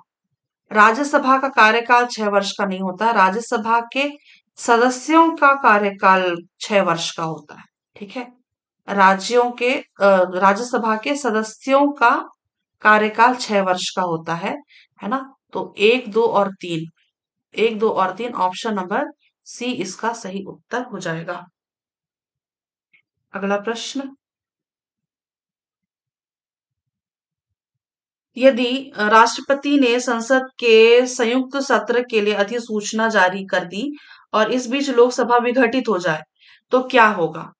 तो संयुक्त सत्र यथा समय आहूत होगा। ठीक है, ये इसका सही उत्तर हो जाएगा, यही संयुक्त सत्र यथा समय आहूत होगा। ठीक, अगला देखते हैं। निम्न में से सही को सुमेलित कीजिए। सही को सुमेलित करना है, चलिए देखते हैं। राष्ट्रपति एक निर्वाचन मंडल द्वारा निर्वाचित होता है। हाँ, निर्वाचक मंडल में संसद के निर्वाचित सदस्य होते हैं, बिल्कुल सही।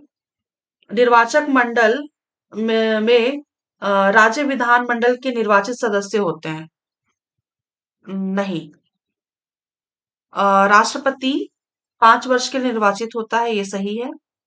आपातकाल में राष्ट्रपति का कार्यकाल बढ़ाया जा सकता है, गलत है। एक व्यक्ति जो भारत का प्राकृतिक नागरिक है, राष्ट्रपति का चुनाव लड़ सकता है। एक व्यक्ति जो भारत का प्राकृतिक नागरिक है, प्राकृतिक नागरिक है, राष्ट्रपति का चुनाव लड़ सकता है। ये भी मुझे सही लग रहा है। ये भी मुझे सही लग रहा है। लेकिन यहाँ पे पूछा गया है, बोला गया है सही उत्तर का चयन कीजिए, और यहाँ पे तीन तीन ऑप्शन ही दिए हुए हैं। ऑलरेडी तीन तो यहाँ पे दिया है, एक दो तीन, एक दो और तीन। नहीं सॉरी, ये नहीं है, ये वाला नहीं है, ये चार है वाला है ना, एक दो और चार, एक दो और चार, ऑप्शन नंबर डी है ना। ये व्यापम पटवारी 2019 का प्रश्न है। ठीक है, इसका उत्तर है ना, एक्यूरेट आंसर तो यही है इसका, है ना, एक दो और चार, ऑप्शन नंबर डी।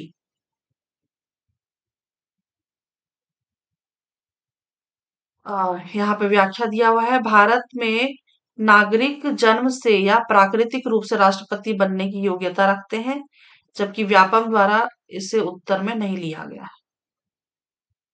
ठीक, चलिए आगे अगला देखते हैं। महाभियोग द्वारा किसे पद से हटाया जा सकता है? तो महाभियोग को सिर्फ और सिर्फ राष्ट्रपति को हटाया जा सकता है महाभियोग द्वारा। ठीक है, तो इसका उत्तर हो जाएगा ऑप्शन नंबर ए। ये मुझे अभी भी याद है, ये प्रश्न मुझसे गलती से सही हो गया था। क्यों? क्योंकि मैंने इधर का कुछ देखा नहीं, है ना, और सीधे ये वाला ऑप्शन को देख करके मैंने गोला भर दिया था। और बाई चांस मेरा लक था कि ऑप्शन यहाँ पे ए में भी, है ना, है ना, यहाँ ऐसा लिखा होता है ना ओएमआर शीट में, ए बी सी डी, है ना, तो ये गलती से मेरा ये सही हो गया था। मैंने इधर का देखा ही नहीं, इस तरह का पढ़ा ही नहीं, और सीधे यहाँ पे एक को देख करके मैंने भर दिया था। ठीक, तो आप ऐसी गलती ना करें, इसलिए इस तरह की प्रैक्टिस करी जाती है। ठीक है, चलिए अगला देखते हैं।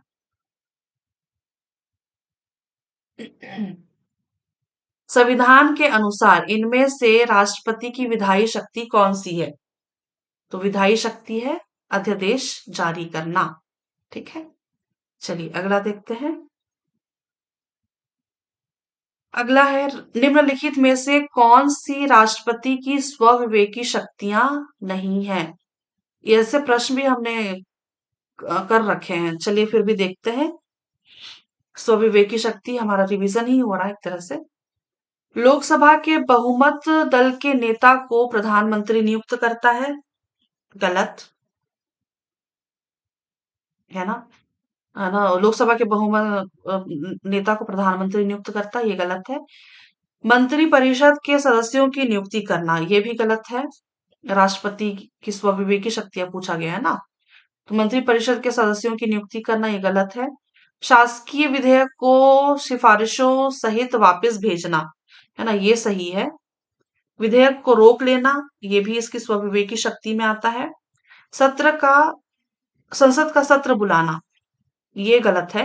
विदेश यात्रा करना, ये तो कुछ भी नहीं है ना। शासन के विषय में किसी जानकारी के लिए प्रधानमंत्री से कहना, ये सही है ना। शासन के विषय में किसी जानकारी के लिए प्रधानमंत्री से कहना, ये उसकी स्वविवेकी शक्ति में आता है। तो हमें क्या पूछा गया है? स्वविवेकी शक्तियां नहीं है ना, तो हो जाएगा एक, दो, पांच और छह। एक, दो, पांच और छह, ऑप्शन नंबर सी। ठीक है, सही उत्तर का चयन करना था ना।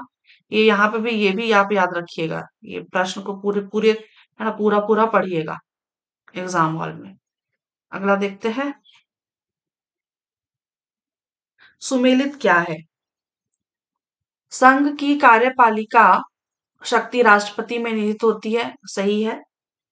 कार्यपालिका शक्ति का प्रयोग राष्ट्रपति स्वयं या अपने अधीनस्थ अधिकारियों के माध्यम से करेगा, सही है। संघ के रक्षा बलों का सर्वोच्च समावेश राष्ट्रपति में निहित होगा, ये भी सही है। भारत सरकार के समस्त कार्यपालिका कार्य राष्ट्रपति के नाम से किए हुए कहे जाएंगे। नहीं, ये गलत है। ठीक है। अ, अ, भारत सरकार के समस्त कार्यपालिका कार्य राष्ट्रपति के नाम से किए हुए कहे जाएंगे। किए हुए कहे जाएंगे। ये कुछ गड़बड़ सा लग रहा है। किए हुए कहे जाएंगे। थोड़ा सा गड़बड़ लग रहा है मुझे। राष्ट्रपति के नाम से किए हुए कहे जाएंगे। तो एक बार देखते हैं इसका उत्तर क्या लिया हुआ है। मैं देख करके बताती हूँ आपको। ऑप्शन नंबर ए ही लिया हुआ है इसका आंसर, है ना। एक, दो और तीन। ठीक है। एक, दो और तीन इसका सही उत्तर हो जाएगा। व्याख्या दिया हुआ है पिछले प्रश्न का। अनुच्छेद 153 में संघ की कार्यपालिका शक्ति है ना। और कार्यपालिका शक्ति का प्रयोग राष्ट्रपति स्वयं या अपने अधीनस्थ अधिकारियों के माध्यम से करेगा। और इसके अलावा संघ के रक्षा बलों का सर्वोच्च समावेश राष्ट्रपति में निहित होगा। भारत सरकार के समस्त कार्यपालिका कार्य राष्ट्रपति के नाम से किए जाते हैं। ये तो वही दिया है व्याख्या में। भारत सरकार के समस्त कार्यपालिका कार्यपालिका कार्य राष्ट्रपति के नाम से किए जाते हैं, तो सही है ना। भारत सरकार के समस्त कार्यपालिका कार्य राष्ट्रपति के नाम से। अच्छा, ओके। यहाँ पे लिखा हुआ है राष्ट्रपति के नाम से किए हुए कहे जाएंगे। राष्ट्रपति के नाम से किए जाते हैं, है ना। राष्ट्रपति के नाम से किए जाते हैं और कहे जाएंगे में थोड़ा सा फर्क है ना। ये तो सही है ना। राष्ट्रपति के नाम से ही किए जाते हैं। ठीक है। चलिए अगला देखते हैं। ये छोटी छोटी चीजें हैं ना, ये गड़बड़ करा देती हैं एग्जाम हॉल में। अगला है, निर्वाचित की दृष्टि से विकल्पों में निम्नलिखित में से कौन सा सुमेलित नहीं है। निर्वाचित की दृष्टि से विकल्पों में निम्नलिखित में से कौन सा सुमेलित नहीं है। राष्ट्रपति का चुनाव, उपराष्ट्रपति, राज्यसभा, लोकसभा, विधानसभा, विधान परिषद। इसका प्रश्न किस प्रकार का है ये। निर्वाचित की दृष्टि से, निर्वाचित क्या होता है, निर्वाचन होता है। निर्वाचन की दृष्टि से विकल्पों में निम्नलिखित में से कौन सा सुमेलित नहीं है। कौन सा सुमेलित नहीं है। लोकसभा, विधानसभा। यहाँ पे उत्तर में देख रही हूं मैं, है ना, लोकसभा और विधानसभा। अच्छा, ओके ओके। लोकसभा और विधानसभा, है ना, ये प्रत्यक्ष चुनाव होते हैं। ठीक है। ये प्रत्यक्ष चुनाव होता है इनका। बाप रे, इतना समझने में भी दिक्कत हो रही है यार। मतलब सीजीपीएससी एडीएस 2019 का प्रश्न है। ये प्रश्न ही कुछ अजीबोगरीब सा है। विधानसभा और लोकसभा ये प्रत्यक्ष चुनाव होते हैं। राष्ट्रपति, उपराष्ट्रपति, राज्यसभा, विधान परिषद, है ना, इनका जो चुनाव होता है ये अप्रत्यक्ष होता है। ठीक है। ठीक। लॉजिक देख रहे हैं आप। ये अप्रत्यक्ष चुनाव से चुने जाते हैं, है ना। और बाकी जो है लोकसभा और विधानसभा, ये तो प्रत्यक्ष चुनाव होता है। इसलिए इसका उत्तर हो जाएगा 4 और 5, ऑप्शन नंबर सी। ठीक है। चलिए अगला देखते हैं। निम्नलिखित में से कौन राष्ट्रपति की एक शक्ति नहीं है। कौन सी एक शक्ति नहीं है। तो सदन को स्थगित करना। सदन को स्थगित करना ये एक राष्ट्रपति की शक्ति नहीं है। ठीक है। लोकसभा को भंग करना भी उनकी शक्ति में आता है। सदन का सत्रावसान करना भी और सदन का अधिवेशन बुलाना भी राष्ट्रपति की शक्ति है, किंतु सदन को स्थगित करने की शक्ति राष्ट्रपति में नहीं है। चलिए अगला देखते हैं। अगला है, पूछा गया है सही क्या है। तो देखते हैं। राष्ट्रपति किसी संशोधन विधेयक पर पुनर्विचार के लिए संसद को कह सकता है? नहीं। ठीक है। राष्ट्रपति किसी संशोधन विधेयक पर पुनर्विचार के लिए संसद को कह सकता है, ये गलत है। राष्ट्रपति किसी वित्त विधेयक द्वारा पुनर्विचार के लिए संसद को कह सकता है। हाँ, ये कह सकता है। राष्ट्रपति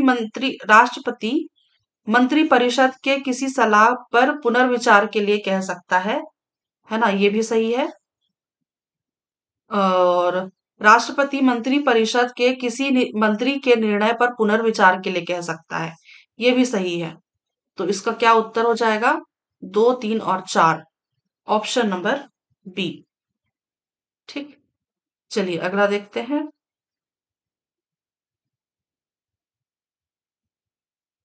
अगला हमें सूची मिलान करना है। एक तरफ दिया हुआ है कृत्यकारी और दूसरी तरफ दिया हुआ है शपथ या प्रतिज्ञान। चलिए देखते हैं। भारत का राष्ट्रपति भारत के संविधान का परिरक्षण, ठीक है, और सर्वोच्च न्यायालय का न्यायाधीश, संविधान और विधि की मर्यादा बनाए रखना, और फिर है संसद सदस्य। संसद सदस्य में आ जाएगा आपका कर्तव्यों का निष्ठापूर्वक निर्वहन, और संघ के मंत्री सूचना की गोपनीयता की बचा है, सूचना की गोपनीयता। तो ए का 3, ए का 3, बी का 4, सी का 2 और 1 ना। ऑप्शन नंबर सी इसका सही उत्तर हो जाएगा। चलिए अगला देखते हैं। अगला है किसी राज्य के राज्यपाल के विरुद्ध उसकी पदावधि के दौरान किसी न्यायालय में कोई दंडित कार्यवाही नहीं स्थापित नहीं की जा सकती। फिर से पढ़ा जाए। किसी राज्यपाल किसी राज्य के राज्यपाल के विरुद्ध उसकी पदावधि के दौरान किसी न्यायालय में कोई दंडित कार्यवाही स्थापित नहीं की जा सकती। हाँ, ये सही है, क्योंकि भारत के संविधान में भारत के राष्ट्रपति और राज्य के राज्यपाल के लिए ऐसे संरक्षण के लिए उपलब्ध हैं। ये भी सही है, बिल्कुल सही है ना? ये दोनों सही हैं, और बिल्कुल ये जो कारण है ये कथन का सही व्याख्या करता है। हाँ, तो इसका उत्तर हो जाएगा ऑप्शन नंबर ए। ए और आर, है ना, दोनों सही हैं, और आर जो है वो ए की सही व्याख्या कर रहा है। चलिए देखते हैं अगला प्रश्न। यहाँ पे अनुच्छेद 361 में राष्ट्रपति और राज्यपाल को संवैधानिक संरक्षण प्राप्त है, जो कि अनुच्छेद 14 विधि के समक्ष समानता का अपवाद है। अनुच्छेद 361 के तहत राष्ट्रपति और राज्यपाल के विरुद्ध पदावधि के दौरान कोई दंडित न्यायिक प्रक्रिया स्थापित नहीं की जा सकती। ठीक है, अगला प्रश्न देखते हैं। अगला है भारत के राष्ट्रपति के चुनाव मंडल में कौन कौन सम्मिलित होते हैं? तो दोनों सदन सम्मिलित होते हैं। संसद के दोनों सदनों के सभी निर्वाचित सदस्य एवं राज्य के विधान सभाओं के सभी निर्वाचित सदस्य सम्मिलित होते हैं। हाँ, तो इसका उत्तर हो जाएगा ऑप्शन नंबर डी। संसद के दोनों सदनों के सभी निर्वाचित सदस्य एवं राज्य विधानसभाओं के सभी निर्वाचित सदस्य राष्ट्रपति के चुनाव मंडल में सम्मिलित होते हैं। अगला प्रश्न देखते हैं।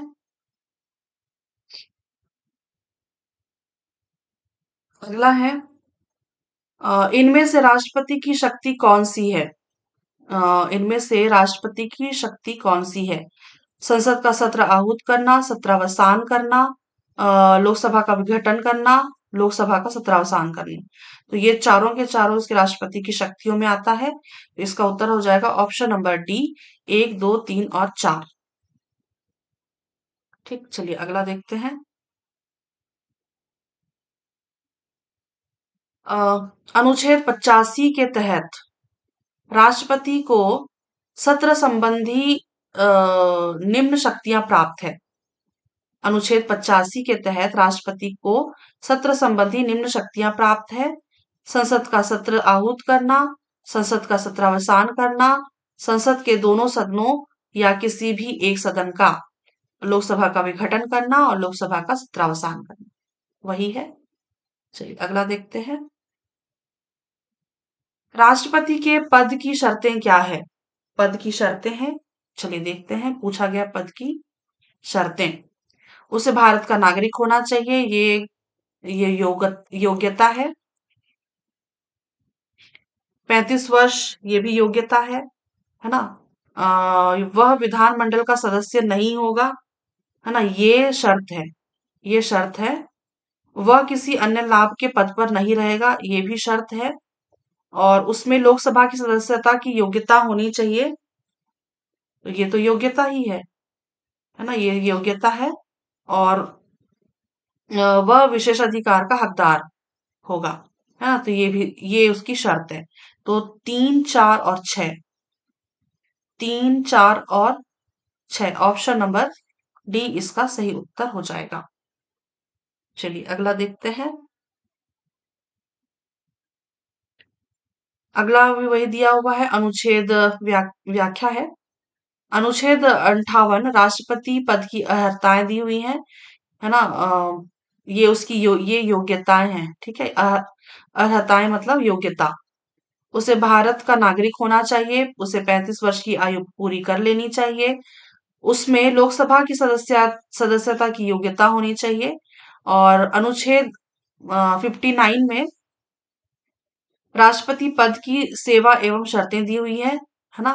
वह विधानसभा का सदस्य नहीं होगा, सॉरी, विधानमंडल का सदस्य नहीं होगा, वह किसी अन्य लाभ के पद पर नहीं रहेगा, राष्ट्रपति को प्राप्त भत्ते, विशेषाधिकार और कई उपलब्धियां पदावधि के दौरान कम नहीं किए जाएंगे।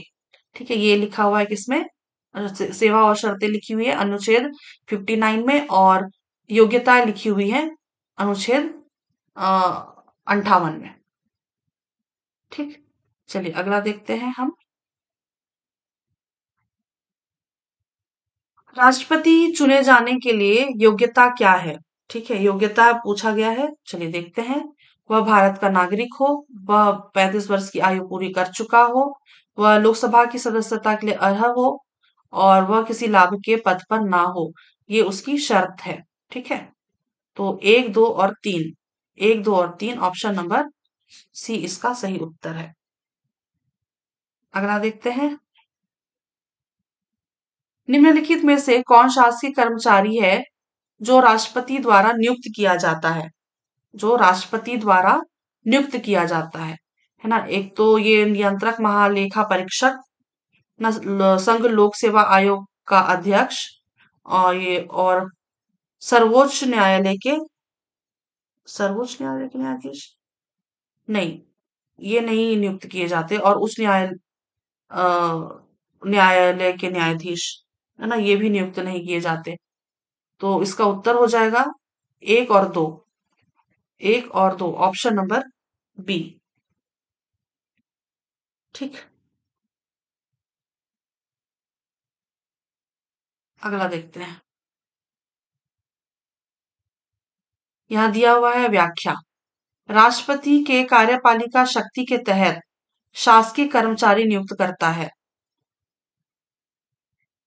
नियंत्रक महालेखा परीक्षक, संघ लोक सेवा आयोग का अध्यक्ष। अगला देखते हैं हम। प्रश्न आ गया। राष्ट्रपति के विरुद्ध महाभियोग प्रस्ताव के विषय में सही क्या है? ठीक है, सही क्या है पूछा गया है, चलिए देखते हैं। यह सदन के किसी भी सदन से प्रारंभ हो सकता है, बिल्कुल सही। यह सदन के दोनों सदनों से 2/3 बहुमत से पारित होना चाहिए, ये गलत है। यह सदन के दोनों सदनों की कुल सदस्य संख्या के 2/3 बहुमत से पारित होनी चाहिए, ये सही है।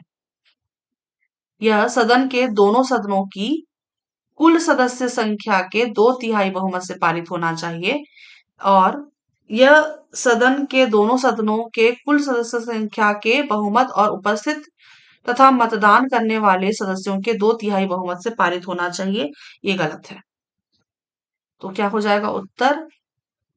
एक और तीन, एक और तीन, ऑप्शन नंबर सी इसका सही उत्तर है। अगला देखते हैं। राष्ट्रपति का महाभियोग के बारे में यहाँ कुछ तथ्य दिए हुए हैं। यह संसद के किसी भी सदन में प्रारंभ किया जा सकता है। यह सदन दोनों के सदनों यह संसद दोनों के सदनों की कुल सदस्य संख्या के 2/3 बहुमत से पारित होना चाहिए। ठीक है, अगला देखते हैं। अगला है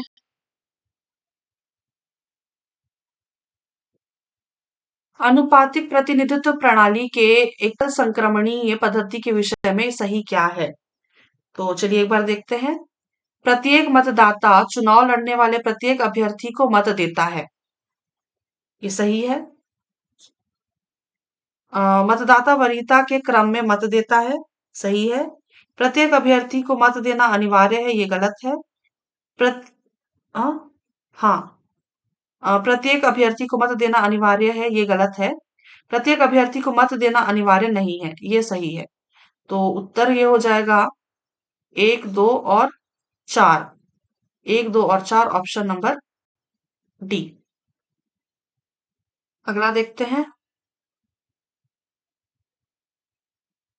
यहाँ पे दिया हुआ है व्याख्या। अनुपातिक प्रतिनिधित्व प्रणाली के एकल संक्रमणीय मत पद्धति प्रत्येक मतदाता चुनाव लड़ने वाले प्रत्येक अभ्यर्थी को मत देता है। मतदाता वरीयता के क्रम में मत देता है और प्रत्येक अभ्यर्थी को मत देना अनिवार्य नहीं है। ठीक, अगला प्रश्न देखते हैं।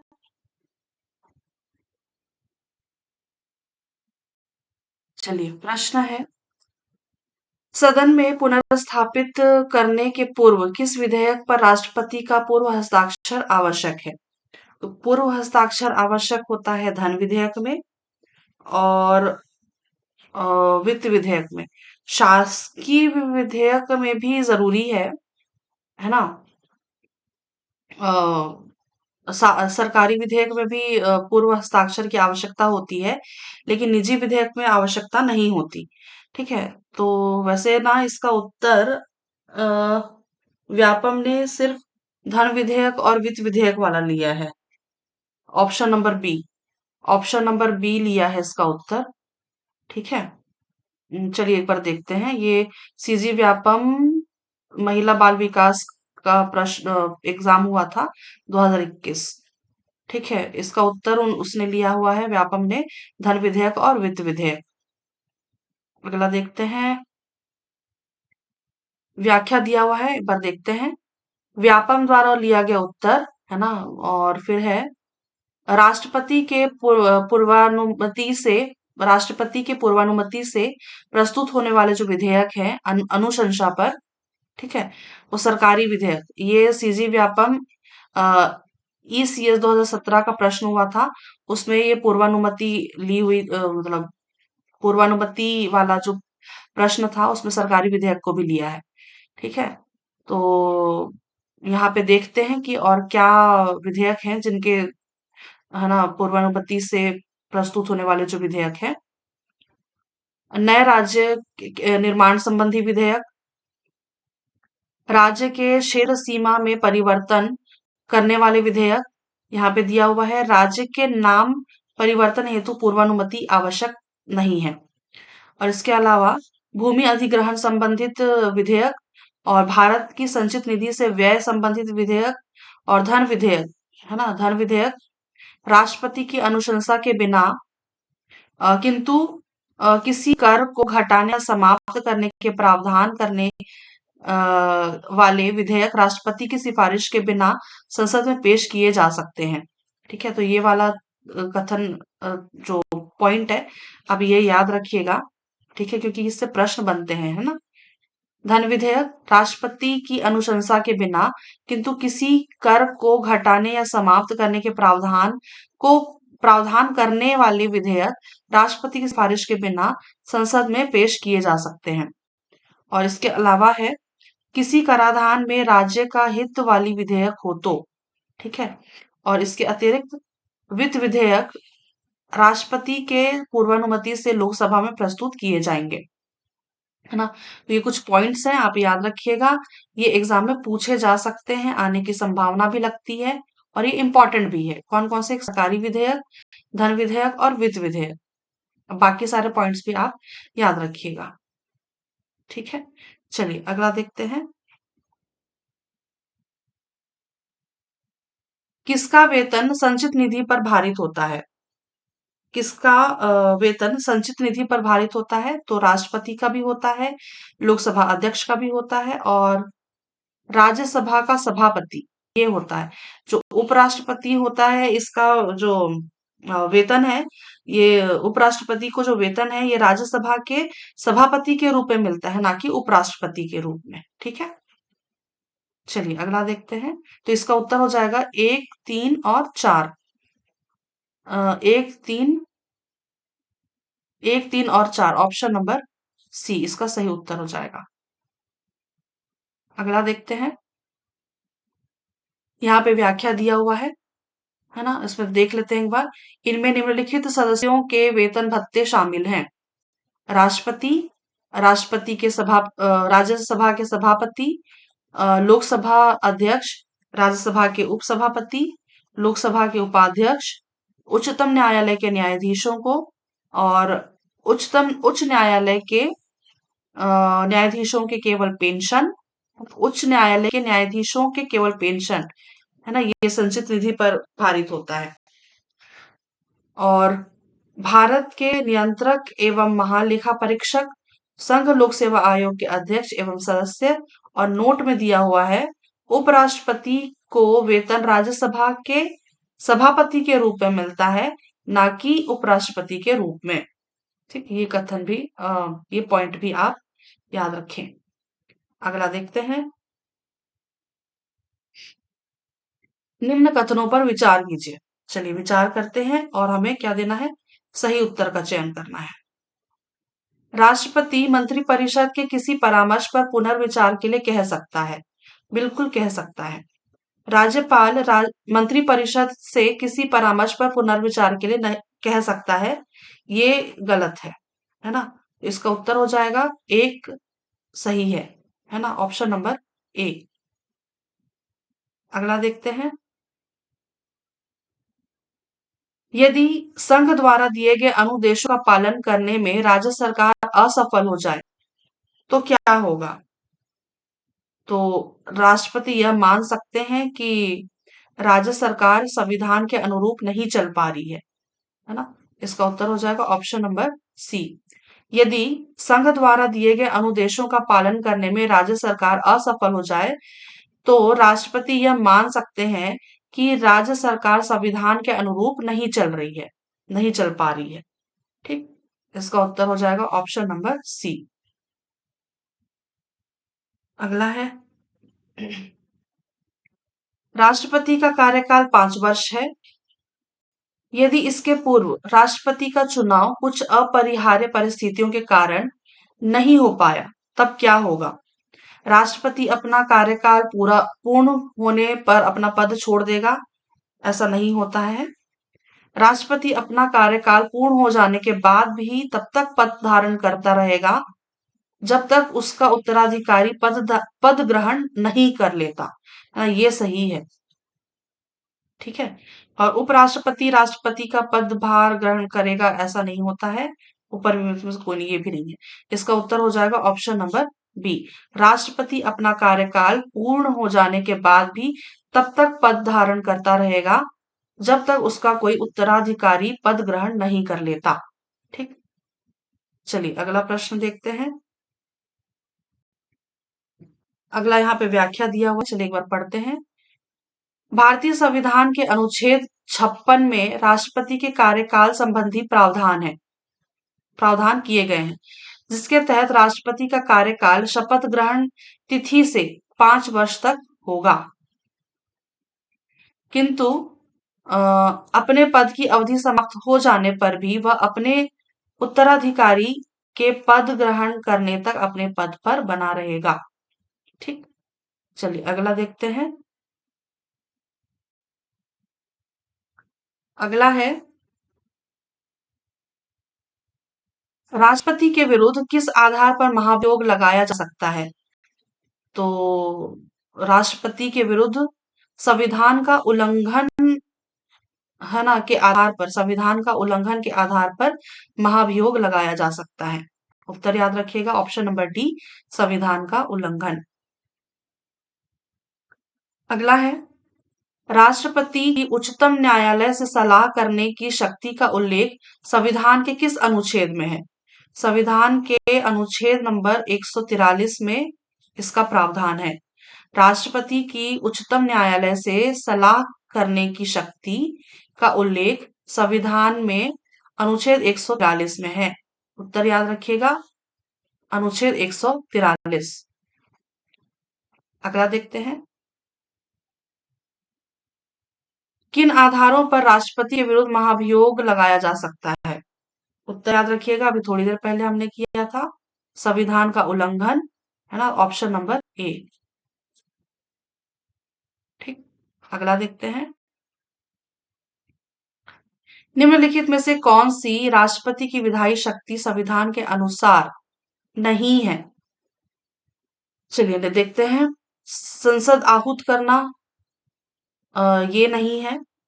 संसद के सदस्यों को नामांकित करना, ये भी नहीं है। विधेयक पर स्वीकृति देना, ये भी नहीं है। अध्यादेश जारी करना, ये है ना। तो हमें पूछा गया है, राष्ट्रपति की विधायी शक्ति संविधान के अनुसार नहीं है ना। तो अध्यादेश जारी करना तो है ना। तो हमें पूछा गया है नहीं है ना। ए, बी और सी, ए, बी और सी, ऑप्शन नंबर सी इसका सही उत्तर होगा। अगला देखते हैं, अगला पूछा गया है सही क्या है? एक व्यक्ति जो भारत का नागरिक नहीं है, राज्य के अधीन कोई लाभ या विश्वास का पद धारण करता है, विदेशी राज्य से कोई उपाधि ग्रहण कर सकता है। गलत है।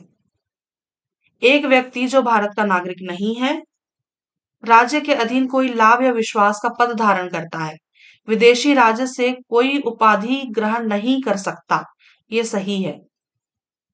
एक व्यक्ति जो भारत का नागरिक नहीं है, राज्य के अधीन कोई लाभ या विश्वास का पद धारण करता है, विदेशी राज्य से कोई उपाधि राष्ट्रपति की सहमति से ग्रहण कर सकता है। तो हाँ, ये बिल्कुल कर सकता है, राष्ट्रपति की सहमति से, है ना, कोई उपाधि धारण ग्रहण कर सकता है, ये कथन सत्य है।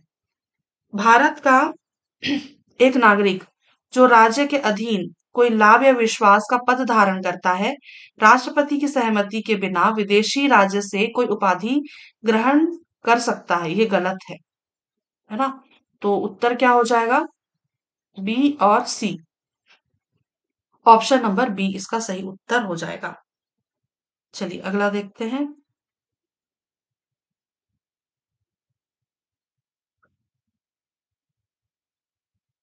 अगला कहाँ गया? नेट भी कभी कभी बहुत स्लो हो जाता है। चलिए, किसी विधेयक पर राष्ट्रपति के निषेधाधिकार को निरस्त करने के लिए किस बहुमत की आवश्यकता होती है?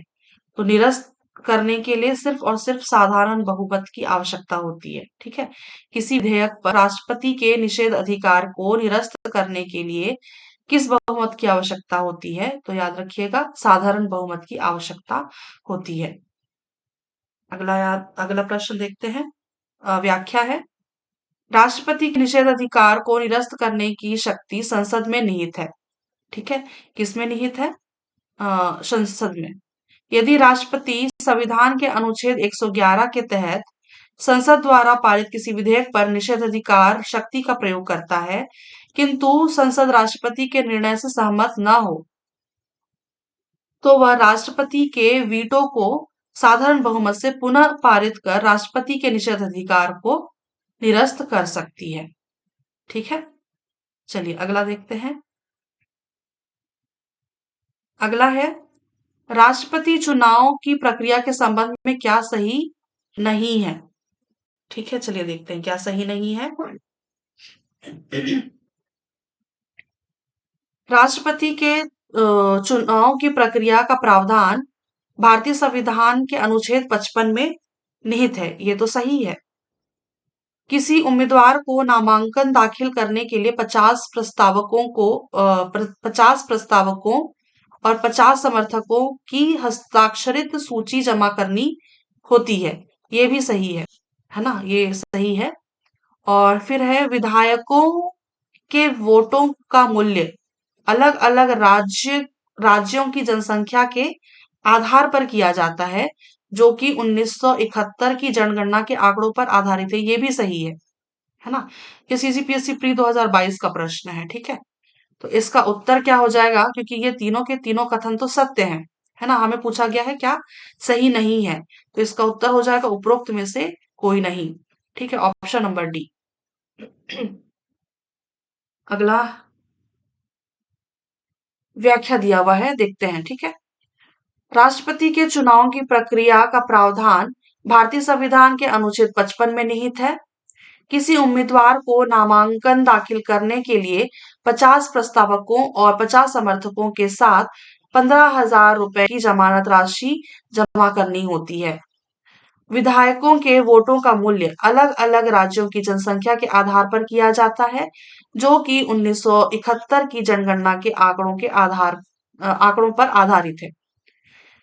सांसदों के मत मूल्य का निर्धारण देश के सभी राज्यों के विधायकों के मतों के कुल मूल्य से निर्वाचित सांसद की संख्या से विभाजित करने पर प्राप्त होती है।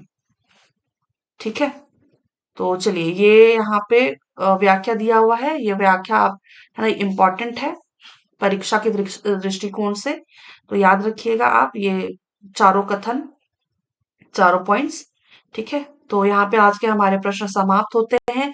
बहुत लंबा वक्त लग गया, लगभग पौने 2 घंटे का टाइम निकल गया है ना? तो मैं यहाँ पे वीडियो का अंत करती हूँ। मैं आपसे फिर मिलूंगी किसी अगली वीडियो में किसी और टॉपिक के साथ। तब तक के लिए आप सभी को धन्यवाद, शुक्रिया और आभार इतना पेशेंस दिखाने के लिए। ठीक, थैंक यू।